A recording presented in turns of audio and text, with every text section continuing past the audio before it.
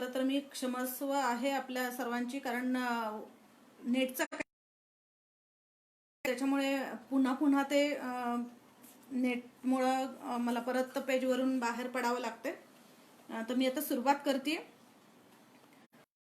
क्षण मला अनुभवायला मिळतोय तो विजयकुमारजी शेटे, जोकारे व लिंगायत सेवा संघाचे सर्व पदाधिकारी या सर्वांचे मी धन्यवाद मानते. आपण पुन्हा जोडले गेलोय, तर मी पुन्हा क्रांतीवीर महात्मा बसवेश्वर यांना विनम्र अभिवादन करून माझ्या कार्यक्रमाची सुरुवात करते. ही अनुभव मंडप आणि लिंगायत सेवा संघ मंडप व फेसबुक पेजवर सर्वांचे हार्दिक स्वागत. शरणो शरणार्थी. शरण चरित्रामृत श्रावण महाविशेष कार्यक्रम, या कार्यक्रमामध्ये आपण आज शरणी सोमादेवी यांच्या चरित्रावरती प्रकाश टाकणार आहोत आणि त्यांच्या वचनांना जाणून घेणार आहोत. खरं तर सोमादेवी ही अत्यंत सामान्य स्त्री, जी स्वतःचा कायक करून जीवन चरित्र अशी ही सामान्य स्त्री, परंतु तिच्या कर्माने, तिच्या कष्टाने क्रांतीचा झंझावात पेरणारी महाशिवशिरणी बनली. वीर माता, वीर महिला सोमादेवी ती बनली. सामान्य स्त्रीपासून ते माता बनण्यापर्यंतचा तिचा प्रवास हा खूप तसा संघर्षमय आहे आणि त्याच्यासाठी एक वेगळी जिद्द लागते, एक वेगळी प्रेरणा लागते आणि ती त्या सोमादेवीमध्ये होती आणि म्हणूनच तिनं हे सगळं काम हे करू शकली. खरं तर आजच्या 21व्या शतकातल्या मोठा आदर्श घडवत असताना आपण कोणत्या पद्धतीनं घडवलं पाहिजे, आपले विचार ठाम कोणत्या पद्धतीनं ठेवले पाहिजेत किंवा अन्यायाला प्रतिकार कोणत्या पद्धतीनं केला पाहिजे, अशा प्रकारचा एक वेगळा संदेश देणारी ही सोमादेवी ही क्रांतिकारी महिला. सोमादेवी ही पहाटे लवकर आणि आपला उठल्यानंतर विधी आटपून विभूतीची पूजा करून ती आपला कायक, तिचा कायक होता की साळी कांडणे. एक टोपलेभर साळी ती काढण्यासाठी घेऊन बसायची. तिचं ते काम चालू असायचं खूप मनापासून आणि तिच्या या कार्यामध्ये तिला सकाळी अगदी प्रातःकाळी आठवण व्हायची ती नीलांबिका, गंगांबिका, अक्कनागंबिका आणि या शिवशरणींच्या प्रातःस्मरणाच्या मुळे तिचा दिवस हा खूप चांगला जायचा. कारण आपण नेहमी म्हणतो की चांगले विचार माणसाला चांगली दिशा देतात, चांगला मार्ग दाखवतात आणि त्याचप्रमाणे ती आपलं साळी कांडण्याचं काम, साळी सडण्याचं काम करत असताना या सर्वांचं ती स्मरण करायची आणि भाताचं एकही शीत मोडल्या जाऊ नये या पद्धतीनं ती साळी जी आहे ती कांडण करायची.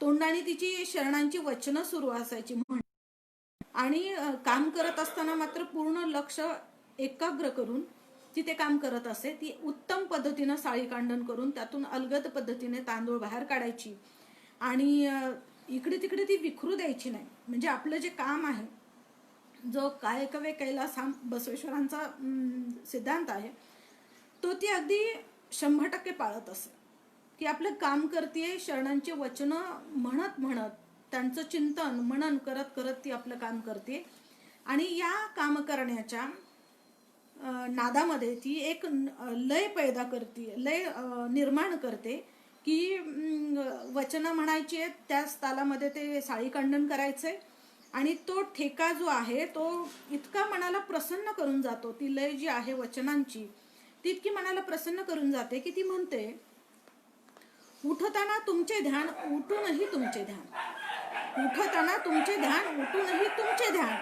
सिद्धांचे ध्यान शिवध्यान महादेवा, झोपेच्या तंद्रीत तुमचे ध्यान, झोपेच्या ध्यान, सिद्धांचे ध्यान शिवध्यान महादेवा. अशा पद्धतीनं ती आपलं काम करत असताना वचनं सुद्धा म्हणत म्हणत त्याला एक लय देत, एक चांगला विचार करत, चिंतन मनन करत ती आपलं काम करत असे. सक्षम अशी स्त्री होती. उंचीपुरी होती, चांगल्या प्रकृती चांगली होती तिची, भरीव बांधायची होती ती, आणि कसल्याही संकटाला न डगमगणारी होती. म्हणजे जशी ती शरीराने समृद्ध होती तशीच ती मनाने सुद्धा खंबीर होती. आणि त्याच्यामुळे तिचं जे हे सगळं चालायचं ते अगदी खूप मनापासून चालायचं. आणि त्याच्यामुळे त्या कार्यामध्ये एक वेगळ्या प्रकारची प्रेरणा तिला मिळत असे. हे सगळं काम करत असताना कायकावर तिची खूप चांगली निष्ठा होती. कायकामध्ये व्यग्र असताना कोणी समोर त्याची पर्वा करायची नाही. कोणी असो, गुरु असो, प्रत्यक्ष ती काय व्यग्र असायची तेव्हा ती या सगळ्या कोणाचीही पर्वा न करता अगोदर आपलं कायक पूर्ण करायची आणि त्यानंतर ती बाकीचा सगळा विचार करायची. ती शरणांना इतकं महत्व द्यायची, शरणांना इतकं मानाचं स्थान द्यायची की अंगणामध्ये त्यांच्या येण्याने त्यांची जी पायधूळ पडायची त्याचं विभूती लेपन ती आपल्या मस्तकावरती करत असायची. तर इतका सन्मान द्यायची, त्यांच्याबद्दलचा आदरभाव हा तिच्या मनामध्ये होता. नेहमी शिव असायचं. आणि याच्यामध्येच ती जेव्हा कांडण करत असताना आपलं गात असे तेव्हा तिच्या मनामध्ये गाण्याने जे एक वेगळा भाव निर्माण केलेला असायचा. त्याच्यामुळे तिचं केलेल्या कामाचा तो पूर्ण शिन, इतकं काम ती करायची की थकून जायची. परंतु वचनांच्या म्हणण्यामुळे, वचनांच्या गाण्यामुळे तिचा जो कामाचा शिन यायचा, ती जी घामामध्ये भिजून जायची, हे सगळं तिचं नष्ट व्हायचं. आणि ती यावेळी वचन म्हणायची, कोणाचे करू चिंतन पहाटे, चिंतन पहाटे कांडन, महान साधक शरणांचे स्मरणाने. सारे उठताच पहाटे हरध्यान गुरुध्यान, अन्य ध्यान मजन उरे बसवन्ना, तुमच्या ध्यानात उजाडे. प्रातःसमयी ही या सर्व शरणांचं स्मरण करायची, शरणींचं स्मरण करायची, बसवेश्वरांचं स्मरण करायची. आणि हे कधी करायची ती तर सूर्योदयापूर्वी तिचं, आणि त्या सूर्योदयापूर्वी ती हे सगळं काम करत असायची.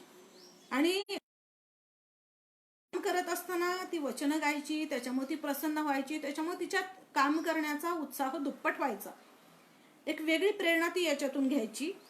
आणि हे जे काढलेले सडलेले जे तांदूळ असायचे ते मात्र ती स्वच्छ करून, पाखडून, त्याचं ते तांदूळ वेगळा करून तो टोपली मध्ये भरून ती प्रत्येकाच्या घरी तो जो काढलेला तांदूळ आहे तो द्यायला जायची. ते दिल्यानंतर तिला तिथून त्याची मजुरी मिळायची.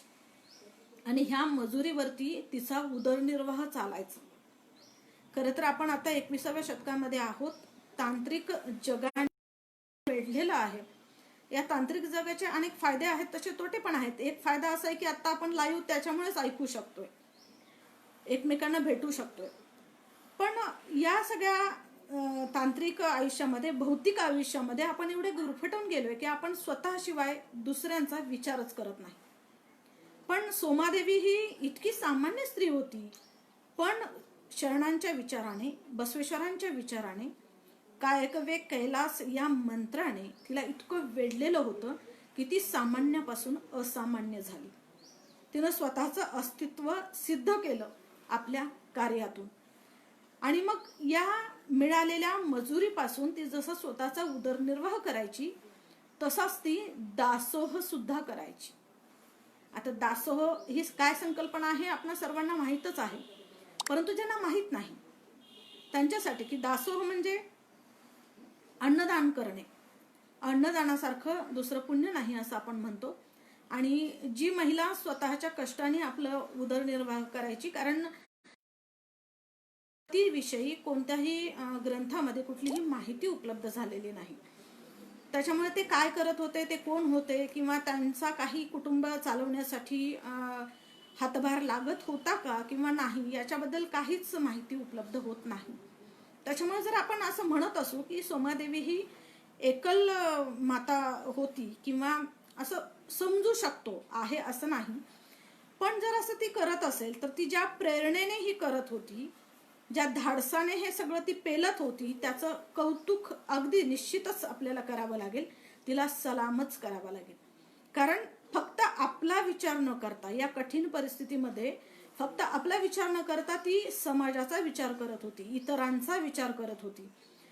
आणि मग त्याच्यातून आपल्याला मिळालेल्या मजुरीतून ती इतरांना सुद्धा खूप मदत करण्याचा प्रयत्न करत असे. आपल्याला मिळालेल्या पैशातून ती इतरांना अन्नदान करण्याचा, दासोह देण्याचं कार्य ती करत असे. आणि हे खूप प्रेरणादायी काम असं ती करायची.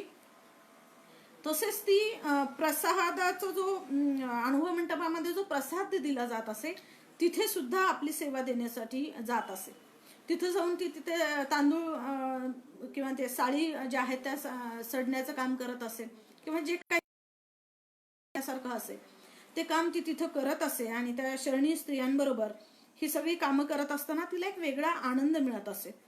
इथे हजारोच्या संख्येने मंडपामध्ये प्रसाद ग्रहण करण्यासाठी लोक येत असत. आणि याचा आकडा असाही सांगितला जातो की 1,96,000 शरणी इथे प्रसाद ग्रहण करण्यासाठी येत असत. आणि याचं काम होतं ते सगळे मिळून तिथे करत असत. आणि तिथे सोमादेवी आपली सेवा देत असे. आपल्या स्वतःच्या घरातलं काम करून ती तिथे सुद्धा मदतीला जात असे. अशा प्रकारचं तिचं एक काम करण्याचा जो एक ध्येय आहे ते ती तिथं पूर्ण करताना आपल्याला.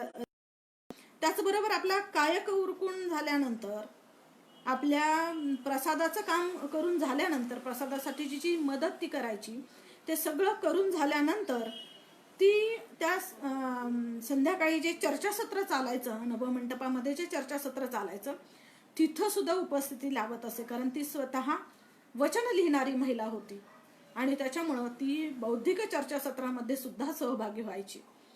आणि या सगळ्या कार्यक्रमामधून जे काही ती करायची त्याच्यामुळं अक्कानागम्मा असतील किंवा इतर शरण असतील, ह्या सर्वांची ती अतिशय प्रिय होती. प्रत्येकाच्या हृदयामध्ये आपल्या कामातून तिनं स्थान निर्माण केलेलं होतं. खरं तर आपल्याला जी चांगले म्हणणारे लोक असतात, एक चांगली प्रसिद्धी जी असते ती उगाच मिळत नसते. त्याच्यासाठी आपण कष्ट करायलाच हवेत. आणि ते कष्ट ती सोमादेवी करत होती. आणि त्याच्यामुळे सर्व शरणांच्या मनामध्ये होती, सर्व पदाधिकाऱ्यांच्या मनामध्ये होती. अनुभव मंडपामध्ये जेवढेही सदस्य असायचे त्या सर्वांच्या हृदयात तिनं स्थान प्राप्त केलेलं होतं. आणि अशाच या ह्याच्यामध्ये तिचं जे काही वचन लिहिण्याचं हे होतं त्याच्यामध्ये तिनं अनेक वचन लिहिलेली सुद्धा आपल्याला सापडतात. आता ही जी वचनं ती लिहायची त्याची एक वचनांची मुद्रा होती की निर्लज्ज मुद्रा होती. खरं तर शांतेश्वर हे तिचे गुरु. हे खरं अगोदर शांतेश्वर हे फक्त साधू होते आणि सौराष्ट्र आणि उत्तरेकडून ते कल्याणला आलेले होते. आणि त्यांचा जीवनक्रम असायचा की व्रतवैकल्य करणं, नेमनिष्ठा करणं हे अतिशय काटेकोरपणे ते पाळत असत. चारित्र्यवान आणि थोर तपस्वी असे हे महापुरुष होते. आणि कल्याणला आल्यानंतर बसवेश्वरांच्या विचारांचा प्रभाव त्यांच्यावरती एवढा पडला की त्याच्यामुळे त्यांनी लिंगायत धर्माचा स्वीकार केला. जे की बसवेश्वरांनी लिंगायत धर्माची स्थापना केली. आणि त्याचा त्यांच्यावर इतका प्रभाव पडला की त्यांनी तो धर्म ग्रहण केला, तो स्वीकारला धर्म. आणि आपल्या निष्कलंक चरित्राने, तपोबलाने आणि लिंगायत समाजाच्या या विचाराने, श्रद्धेमुळे, त्यांच्या सगळ्या ह्या मेहनतीमुळे त्यांना गुरुचं स्थान प्राप्त झालं. आणि अनेक राजे, महाराजे, अधिकारी, सामंत या सगळ्यांना त्यांनी गुरुदीक्षा दिली आणि त्या सर्वांचे त्यांनी गुरु झाले. आता याच्यामुळे काय झालं तर सोमादेवी सुद्धा त्यांची शिष्य बनली. आणि सोमादेवींनी जेव्हा आपल्या गुरुचा आपल्या वचनामध्ये त्यांची मुद्रा म्हणून ती निर्लज्ज शांतेश्वर हे नाव ती लावते, तर ते आपल्याला दिसून येतं. ती आपल्या वचनात योजलेल्या मुद्रा गुरु भक्तीची पण साक्ष देते. त्याचं उदाहरण एक वचन आहे, जे मी आता एक वचन सादर करते, तिच्या अनेक वचनांमधून ते आहे. क्रमाविन कांडन ना तांदूळ कायाविन, कायकहीनांचा शेजार असे नरक, तयांना नच मुक्ती ऐसे अजान जाणत, जाणून एक होणे झाले मज अवगत, नको मज अन्य वाहते शपथ निर्लज्जेश्वरा. तर अशा पद्धतीनं तिनं वचन मुद्रा म्हणून निर्लज्ज शांतेश्वर यांचं नाव सुद्धा आपल्या वचनामध्ये गुंफलेलं आहे. आता ही या अनुभव मंटपामध्ये शरण शरणी हे कोण सहभागी होते तिच्यासोबत? तर अनुभव मंटपातील गणाचार तत्वांवर निस्सीम निष्ठा असलेल्या शरण शरणींचा एक चांगला गट होता आणि त्यांचा हा चांगला गट कार्यरत होता. त्याच्यामध्ये अक्कनागम्मा, धोबी माचय्या, ढोरकक्कय्या, किन्नरी बोमय्या, गंगांबिका, हरळची पत्नी कल्याणम्मा, वरदानी दानम्मा, गौरम्मा, सोमादेवी व तिची 2 मुले प्रामुख्याने यांचा समावेश या मंडपामध्ये होता. त्याचबरोबर या गटामध्ये स्त्रियांचं विशेष प्राबल्य असलेलं आपल्याला दिसून येतं. या आंदोलनामध्ये दुसऱ्या बाजूने बसवेश्वरांसोबतच बसवेश्वर, निर्लज्ज शांतय्या, हरळय्या, मधुवय्या, दसरय्या, बुरुड केतय्या, निलम्मा, लिंगम्मा व काश्मीरची राणी, विशेष काश्मीरची राणी महादेवी इत्यादी शरण शरणींनी आपले प्राणपणाला लावून अहिंसा व्रताचे पालन केलेले होते.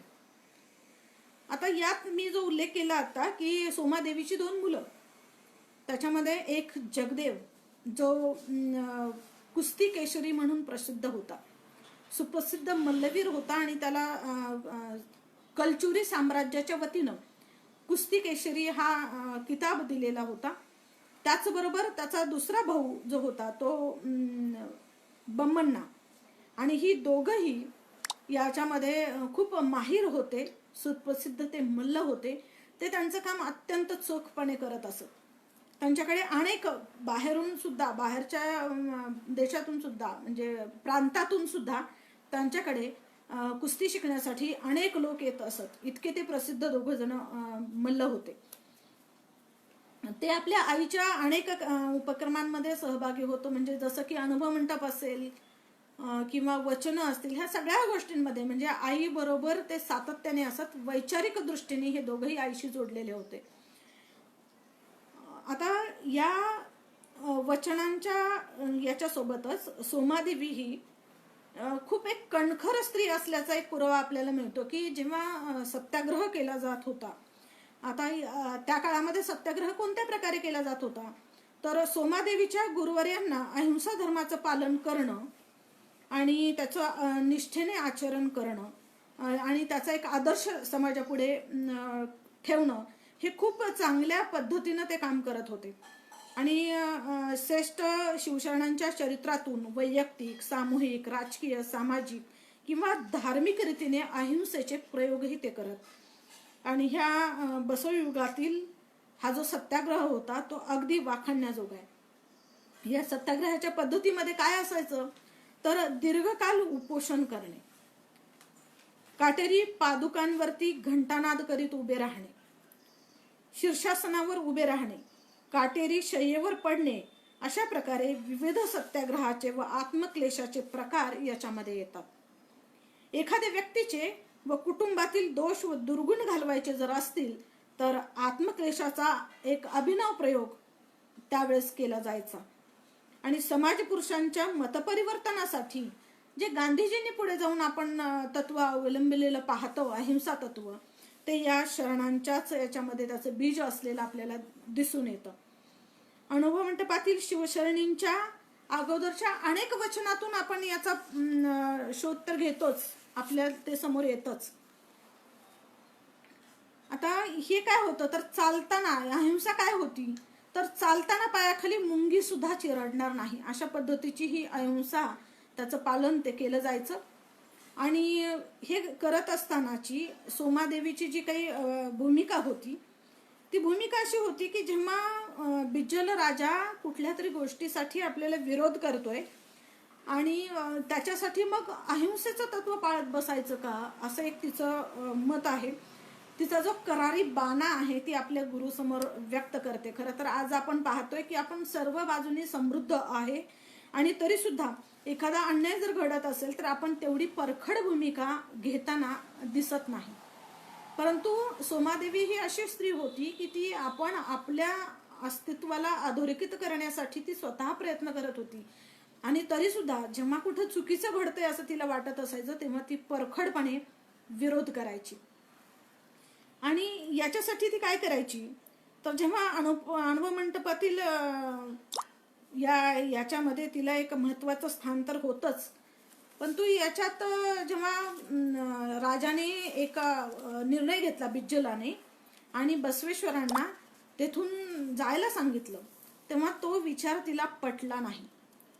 आणि त्यावेळी ती काय झालं होतं, ती परिस्थिती निर्माण काय झाली होती तर स्वातंत्र्य व ज्ञानार्जनाची फारशी अनुकूलता तेव्हा नव्हती आणि केवळ अनुभव मंटपातील चालणाऱ्या चर्चा आणि ज्ञानसत्रातून मिळणारं लोकशिक्षण दैनंदिन व्यावहारिक स्वानुभव व तपाच्या बळावर जीवनातील मानवी मूल्ये व समस्या संबंधित समर्थपणे ते आपले विचार व्यक्त करत होते आणि लिहू सुद्धा शकत होते. कारण अनुभव मंटपामध्ये व्यक्त होणं, लेखन करणं, मग ते बोलणं असेल, अभिव्यक्ती जी आहे ती बोलण्यातून असेल किंवा लेखनातून असेल, वचन लिहिण्याच्या माध्यमातून, हा अधिकार बसवेश्वरांनी 12व्या शतकात महिलांना दिलेला आहे.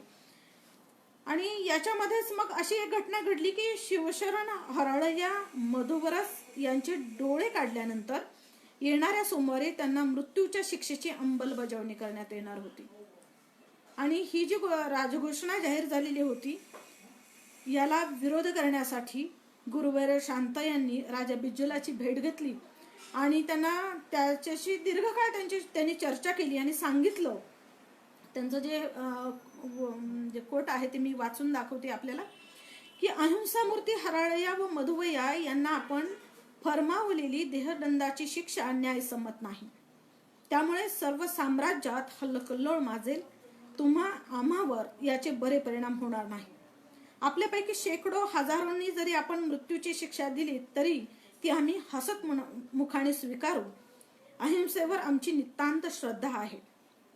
ज्याप्रमाणे आपण बसवेश्वरांना कल्याण सोडून जाण्याची आज्ञा दिली त्याप्रमाणे त्या दोघांनाही आज्ञा देऊ शकला असतात. विवाह तर आता अटळ आहे. नियोजित वधूवरांना आपण हद्दपार म्हणजेच राज्याच्या बाहेर करू शकता. निष्पाप व निरपराध लोकांची अमानुष हत्या करणे हा काही राजधर्म नाही.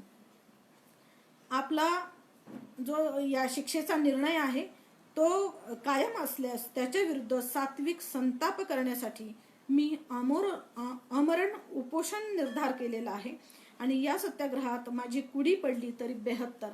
अशा पद्धतीनं गुरु शांतया यांनी राजा बिज्जलाची प्रत्यक्ष भेट घेऊन या घटनेचा निषेध नोंदवला होता.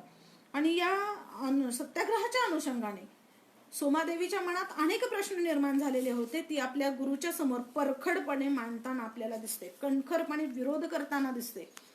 ती 12व्या शतकातली स्त्री आहे आणि तरी सुद्धा तिच्याकडे तो आत्मविश्वास होता की मी जे काही विचार करते तो योग्य आहे. कारण तो आत्मविश्वास येण्याचं कारण म्हणजे अनुभव मंटप. तिथं ती जी चर्चा केली जायची त्याच्यामुळे तिला जे आत्मबळ मिळालेलं होतं त्याच्यामुळे ती आपल्या गुरुसमोर गुरुला सुद्धा काही प्रश्न विचारते की ज्याचे उत्तर तिला पटत नाहीत आणि ती त्याचा विरोध करते. ती आपल्या गुरुला विचारते की बसवेश्वरांनी अशा या परिस्थितीमध्ये सर्वांना सोडून जाणे योग्य आहे का. जरी राजाज्ञा झालेली असली तरी सुद्धा तिला हे पटत नाही. आणि ती आपल्या गुरूंना जेव्हा खडा सवाल करते तेव्हा ते गुरु म्हणतात की राज्यात क्षणभरही राहू नये अशी राजाने राजाज्ञा दिल्यानंतर त्यांना इथे राहणे कसं शक्य आहे. ते शक्यच नाही. राजाज्ञा पाळणे हे आपलं कर्तव्य आहे आणि म्हणूनच बसवेश्वर इथून निघून गेलेले आहेत. अशा प्रकारचं उत्तर ते सोमादेवीला देतात. परंतु सोमादेवीला हे पटत नाही आणि ती म्हणते की कायदाही त्यांचाच आहे. आणि या महाराज 50 जणांना जरी त्यांनी देहदंड शिक्षा जरी दिली बिज्जलाने तरी सुद्धा आपण निमूटपणे ते सहन करायचंय का, अशा प्रकारचा ती त्यांना प्रश्न विचारते. तेव्हा गुरु जे आहेत ते उत्तर देतात की हे जोपर्यंत आपल्या अनुभव मंडपातील शेवटचा सदस्य आपला शरण जो आहे तो आहे जिवंत, तोपर्यंत आपण याला लढा द्यायचा आहे, असं त्यांचं उत्तर तिला मिळतं. आणि तिला असं वाटतं की की एवढं जर आपण म्हणत असू तर एवढं झाल्यानंतर सुद्धा या राजाच्या हृदयाला प्राझर फुटणार आहे का की आपण शेवटचा शरण संपेपर्यंत आपण त्यांच्याशी लढा देत राहणार आहोत, आणि तोही अहिंसेने. तर हे शक्य नाही असं तिचं परखडपणे मत आहे आणि ती आपल्या गुरुसमोर ते मांडते. त्यावेळी हे गुरु तिला जे काही उत्तर देतात सोमादेवीला ते असं आहे, अग्नी प्रदीप्त असल्यास लोखंड पाषाणालाही विरघळू शकतो. दया, करुणा, अनुकंपा व निर्भयता हे सारे दैवी गुण आहेत.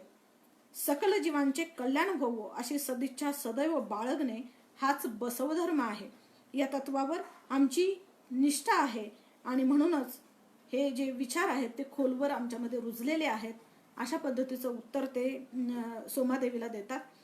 सोमादेवी त्याच्यावरही परत प्रश्न विचारते आणि बोलते की ठीक आहे गुरु महाराज, आपणाबद्दल मला अत्यंतिक आदर आहे, परंतु अनिष्ट गोष्टींचा व अन्यायाचा प्रतिरोध करू नये असाच आपल्या म्हणण्याचा रोख दिसतो. धडधडीत अन्याय घडत असताना आपण इष्टलिंगात दृष्टी रोखून पूजा करत बसणं हे कितपत योग्य आहे. अशा पद्धतीचा परखड सवाल ती आपल्या गुरूंना करते आणि गुरु तिला उत्तर देतात. ते अतिशय विचारांना, बसवेश्वरांच्या विचाराला सार्थ न्याय देणारं असं आहे. शिवशरण आजवर जे काही करीत आले तो प्रतिकारच आहे. आता प्रश्न एवढाच आहे की तो कोणत्या रीतीने करावायचा. त्यात हिंसेला मुळीच जागा नाही, हिंसेला मुळीच थारा नाही.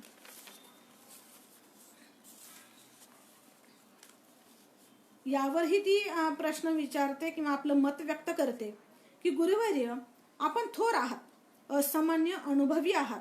आपण जे बोलताना व करता ते आपणास साजेसच आहे. खाली गळून पडलेली फुले वेचून देवाला वाहता, खाली पडलेली फळच आपण ग्रहण करता. तर अशी आपण करुणामूर्ती आहात. आपण केलेला निर्धार आपणास शोभण्यासारखा आहे. एवढा घोर अन्याय शरणांसारख्या निष्पाप आणि निर्दोष लोकांवर होत असताना आपण हात बांधून स्वस्थ बसल्यास आपल्या धर्मातील पंचाचरणात समाविष्ट केलेल्या गणाचार संहितेला अर्थ काय तो उरला. म्हणजे आपला विचार, आपलं आचरण हे जरी मला मान्य असलं किंवा हे जरी सर्वांनाच मान्य असलं, आम्ही आपला आदर करत असलो तरी सुद्धा की हे पंचाचरणात जे धर्माचं सगळं गणाचार संहिता आहे तर याच्यामध्ये हे बसतंय का. आपण भ्याडपणा अंगीकारल्याचे हे द्योतक आहे. इतक्या परखडपणे आपल्या गुरुशी वाद घालणारी सोमादेवी ही क्रांतिकारी शरणी होती. हे उत्तरेकडील आव्हान स्वीकारून जेव्हा मल्ल, जगदेव आणि ब्रह्म हे गेलेले आहेत तर ते माझे पुत्र यायची मी वाट पाहते असं ती त्यांना सांगते की ते आता उत्तरेकडील आव्हान स्वीकारून तिकडे मल्ल म्हणून जी कामगिरी त्यांना करायची आहे ते तिकडे गेलेले आहेत आणि ते येण्याची मी वाट पाहते. राजज्ञेची आणि त्यानंतरच्या घडामोडीची त्यांना मुळीच कल्पना नाही. ते जेव्हा इथं येतील तेव्हा त्याची कल्पना मिळेल आणि तेव्हा मी जो निर्णय घेईन, माझ्या मुलांच्या सोबत जेव्हा मला मिळेल तेव्हा मी जो निर्णय घेईल तो मी माझ्या विचाराने घेणार आहे. अशा प्रकारचं परखड मत आपल्या गुरुच्या समोर सोमादेवी मांडते. गुरु शेवटी गुरुच आहेत. ते त्या विचारापासून म्हणजे हिंसेच्या विचारापासून सोमादेवीला परावृत्त करण्याचा प्रयत्न करतात आणि ते म्हणतात, भ्याडपणाचा प्रश्न येथे येतो कुठे. शरण कदापिही भित्रे व भ्याड नसतात. भ्याडपणा किंवा बळाचा वापर असे पर्याय जेव्हा उभे ठाकतात तेव्हा मात्र बळाचा अवलंब करणे हे अटळ असते, परंतु तो आक्रमक नसावा, केवळ बचावात्मक असला पाहिजे. म्हणजे जेव्हा कोणी आपल्यावरती हल्ला करतो तेव्हा आपण आपलं रक्षण करण्यापुरता आपण प्रतिकार केला पाहिजे, न की त्याचा शत्रूचं आपण काहीतरी नुकसान करू किंवा त्याचा प्राण घेऊ. अशा पद्धतीचं आपलं वर्तन असता कामा नये. अशा प्रकारचा संदेश गुरु सोमादेवीला देतात. अशी सुदीर्घ चर्चा त्यांच्यामध्ये घडत जाते. हजारोंच्या संख्येने शरणशरणींनी या सत्याग्रहामध्ये भाग घेतलेला होता. त्याच्यामध्ये हरळय्या, मधवय्या, कलावती यांना आधीच अटक करून बंदिस्त करण्यात आलेलं होतं आणि गुरुवर्य अहिंसामूर्ती गुरु शांतेश्वरांना सुद्धा बेड्या ठोकून आज्ञास्थळी ठेवण्यात आलेलं होतं. आता यांचे डोळे तर काढण्यात आले, हरळय्या आणि मधुरस यांचे डोळे त्याच्यामध्ये काढण्यात आले आणि त्यांना सोमवारी पहाटे देहदंडाच्या शिक्षाची कारवाई सुद्धा करण्यात आली. आता एवढंच करून राजा बिज्जल थांबले नाहीत, तर त्यांनी काय केलं तर एक सरकारी फरमान काढलं आणि लिंगदीक्षा ज्यांनी ज्यांनी घेतलेली आहे ती लिंगदीक्षा ही त्यांनी रद्दबातल करून टाकली, ती रद्द केली की ही लिंगदीक्षा ज्यांनी ज्यांनी ग्रहण केली आहे ती रद्द करावी आणि आपला जो पूर्वाश्रमीचा धर्म आहे त्याच्यानुसार वर्तन करावं, त्याच्यानुसार आपला जो व्यवसाय आहे त्याच्यानुसार आपण काम करावं, अशा पद्धतीनं त्यांनी एक फरमान काढलं. आणि त्यावेळेस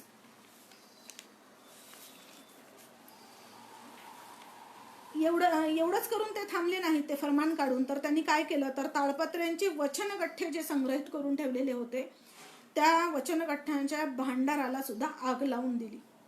म्हणजे समूळ नष्ट करायचा लिंगायत विचार जो होता, बसवेश्वरांचे विचार जे होते ते समूळ नष्ट करण्यासाठी बिज्जल राजाने अगदी प्रत्येक प्रयत्न केला, अनेक प्रयत्न केले की ते नष्ट झाले पाहिजेत. परंतु बसवेश्वरांचे विचार हे वैज्ञानिक विचार होते आणि ते इतके समाजासाठी फायद्याचे होते आणि ते नष्ट होणं शक्य नव्हतं. कारण एखाद्या व्यक्तीला आपण संपवू शकतो परंतु विचार कधीच संपू शकत नाही आणि याचा प्रत्यय इथं आपल्याला येताना दिसतो. अनेक शरणशरणींना इथं मारल्यानंतर सुद्धा त्यातूनही काही जणांनी वचनांना वाचवण्याचा प्रयत्न केला, ते वचन घेऊन ते दुसऱ्या प्रांतात गेले. अशा प्रकारचं काम शरणशरणींनी त्यावेळी केलं आणि म्हणून आपण आज या वचनांचा अभ्यास करू शकतोय, या विचारांना जाणून घेऊ शकतोय.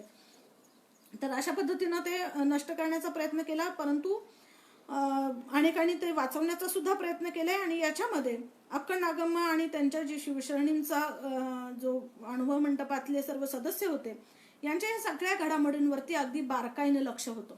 आणि मग त्यांनी मात्र हे सगळं पाहून ते अस्वस्थ झाले आणि त्यांची जी धडपड होती ती अशी होती की आपण धर्मयुद्धाची घोषणा करायची. गणाचाराची घोषणा ज्याला म्हटलं जातं ते होतं धर्मयुद्धाची घोषणा आणि त्यांनी ते केलं.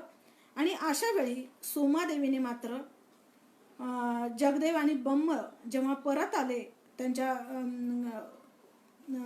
काम करून, ते जेव्हा बाहेर मल्ल खेळण्यासाठी गेलेले होते तिथून जेव्हा ते परत आले तेव्हा तिनं त्यांना एक आज्ञा दिली आणि जर तुम्ही ही आज्ञा नाही पाळली तर मी काय करेन, ही एक तिच्या तसंच मी जे वक्तव्य आहे ते आपल्यासमोर सादर करते की बिज्जलाचा शिरच्छेद करून झालेल्या अन्यायाचा सूड उगवेपर्यंत मी तुम्हास पाळीव कुत्र्याप्रमाणे जमिनीवरच अन्न वाढणार आहे.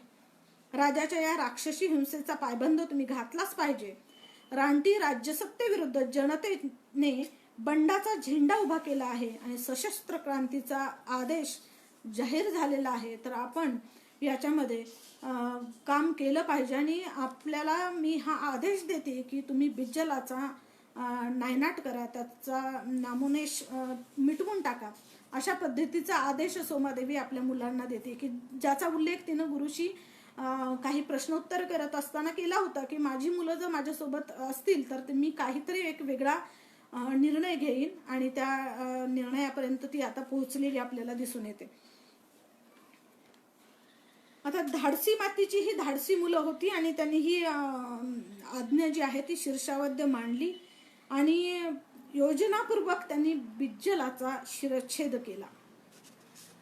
शरणांविरुद्ध कान फुंकणारे आणि दुष्ट कुटील राजाधिकारी जे होते ते दिसतील तेथे त्यांना धरून पायावर पाय ठेवून उभ्या उभ्याच चिरण्यात आलं. म्हणजे किती भयानक परिस्थिती असेल पहा, आपण विचारही नाही करू शकत की एका राजाला त्याच्या भवनात जाऊन त्याला आवाहन देऊन तिथं त्याचा शिरच्छेद करणं म्हणजे किती, ही खरं तर स्त्री शक्ती आहे की स्त्री शक्ती विचाराने आपल्या दोन्ही मुलांना प्रेरित करून तिनं तिथं पाठवलेलं होतं आणि त्यांनी आपल्या आईची आज्ञा पाळलेली होती. आज आपण 21व्या शतकामध्ये मुलांना घडवत असताना अनेक गोष्टींना सामोरे जात आहोत आणि बऱ्याच वेळा आत्ताची स्त्री किंवा आत्ताचा समाज हा हतबल होताना दिसतोय. रोज आपण वेगवेगळ्या पद्धतीनं मुलं आत्महत्या करतायत किंवा वेगवेगळ्या गोष्टींची मागणी करतायत जी पालकांना शक्य नसतं. अशा अनेक गोष्टी. पण जर सोमादेवीचा आदर्श आजच्या मातांनी समोर ठेवला आणि त्या पद्धतीनं जर आपल्या मुलांची जडणघडण केली, त्यांना घडवलं, तर निश्चितच सोमादेवीच्या मुलांसारखीच मुलं घडवणे आपल्याला शक्य होणार आहे. आणि अशाच पद्धतीनं या मुलांनी एक इतिहास घडवला आणि राजाचं राज्य जे होतं ते त्याचं नष्ट करून टाकलं. हरळ्याचा मुलगा जो होता शिलवंत, तोही या रणधुमाळीमध्ये ठार झालेला आहे. पुण्यनगरी कल्याण क्षेत्राचे रणभूमीच परिवर्तन झाले, कारण हे कल्याण क्षेत्र जे होतं ते बसवेश्वरांच्या विचारांनी पावन झालेलं होतं. आणि अशा या पावनभूमीमध्ये नाविलाजास्तव हा निर्णय घेऊन त्याचे जे काही रणधुमाळी किंवा रणभूमी जी झालेली आहे त्याच्यामध्ये विचारांना तेवत ठेवण्याचा एक चांगला प्रयत्न या मुलांनी केलेला आपण पाहतोय.